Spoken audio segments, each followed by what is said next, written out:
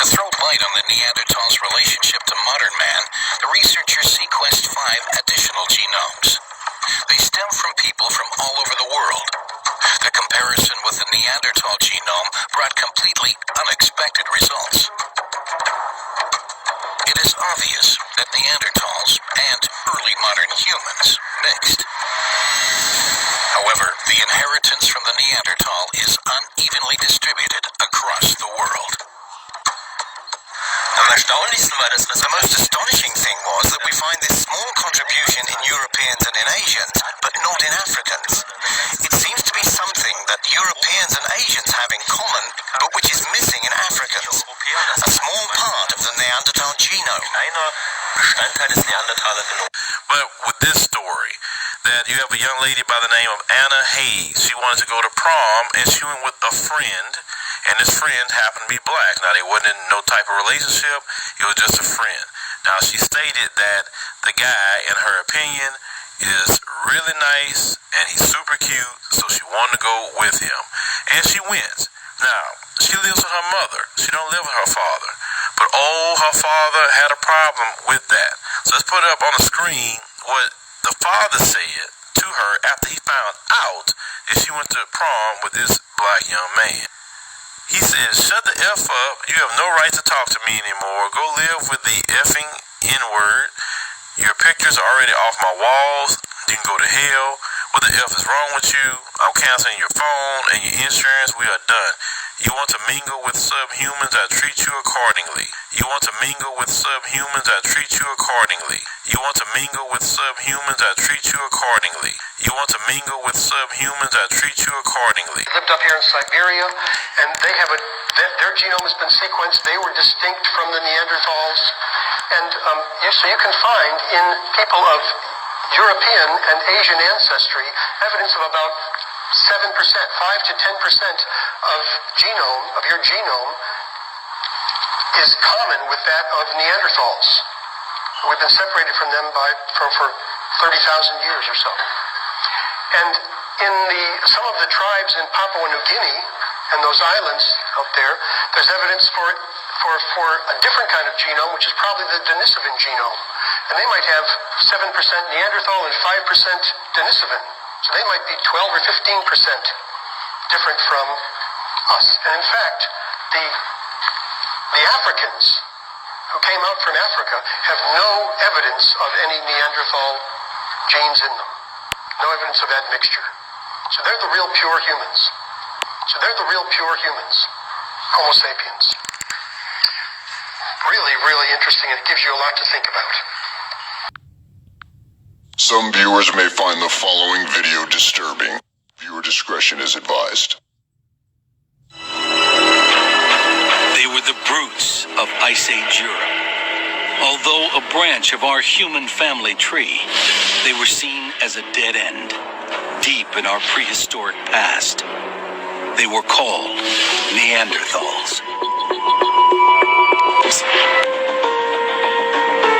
Then they compared this modern DNA with Neanderthal.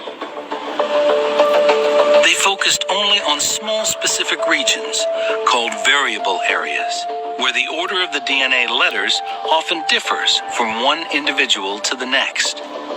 Here, if interbreeding had taken place, letter sequences typical of Neanderthal DNA would show up in the human DNA strand. Well, if Neanderthals are equally distantly related to everybody, then Neanderthal should match the French guy and the West African guy equally often. But that is not what they found. When we compared one African to a European individual, the Neanderthal matched the European individual more often than the African one. The result indicated that Neanderthals were genetically closer to Europeans and Asians than they were to Africans. It meant that somewhere along the line, European and Asian humans had picked up Neanderthal DNA. So that was sort of quite shaking to me. I thought this must be a statistical fluke. The amount of Neanderthal DNA in these modern genomes is small, between just 1 and 4%. But the implications are staggering. Incorporated in the human community and reproduced and contributed to present-day humans. Pabo's groundbreaking research forces a radical shift in perspective regarding Neanderthals. But here's the thing. Seed is very, very specific in Scripture. When you talk about seed, you're talking about genetics, right? Yeah, that's exactly right, and it's very important.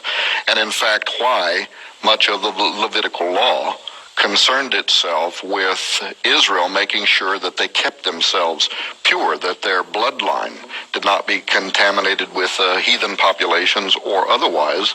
And so I think it is reasonable to conclude that what Lynn Marzulli is saying,